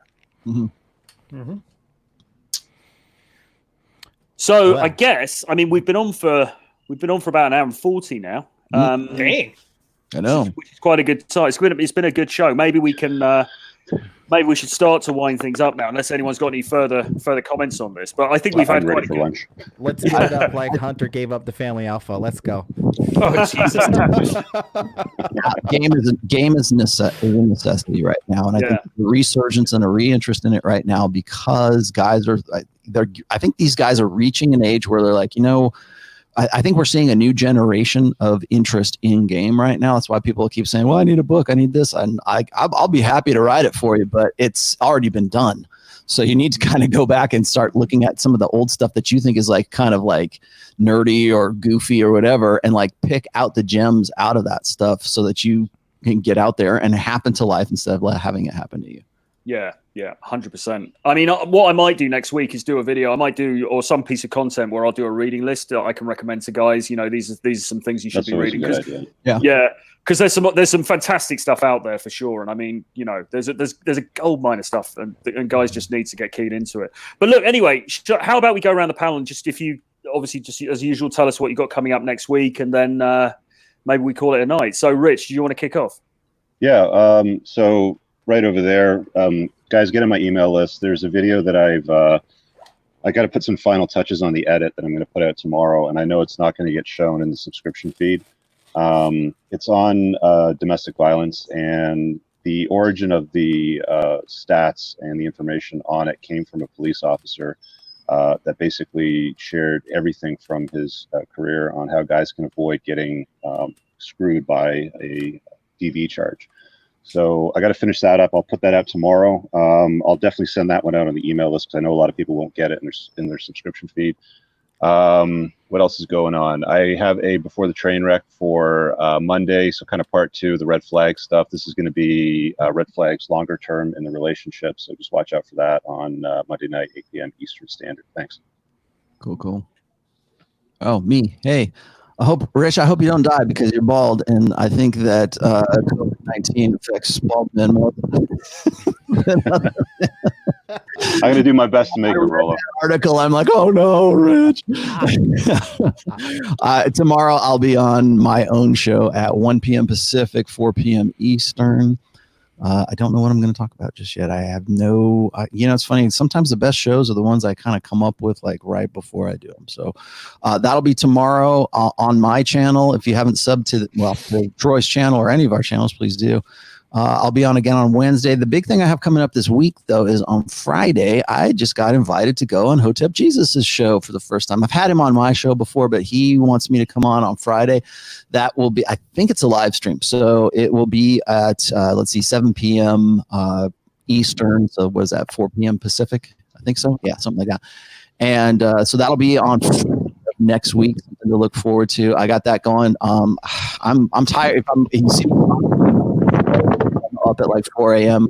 pretty much every morning these days, and that's not because I'm like trying to be like Jocko Willink. It's because that's when I do most of my writing. So I am working diligently on book 4 right now. I am in about the 3rd round of edits, so that's an update on that. All right, you dorks, listen up. All right, it's Generals June on my channel, and as you know, I'm High Commander of the Hot Dude Army. So every single day in June, 9 a.m. Eastern Standard Time, we are going live on my channel to feature the generals in the Hot Dude Army that are going to be featured in the 3-week live Zoom training we are doing at Body Language Mastery.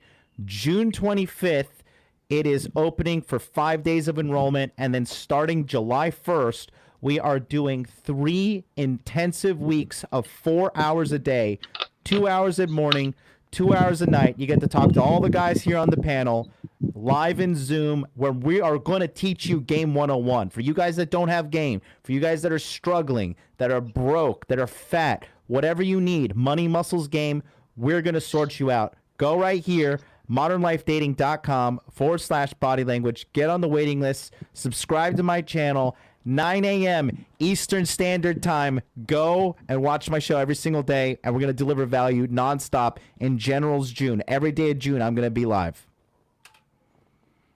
Mine, it's easy. A lot of guys talking about the Red Pill Aware haven't actually read anything. They're joining it as a clubhouse. So on the channel right now, I'm actually going through the sidebar. Everything you need, aside from Rational Male.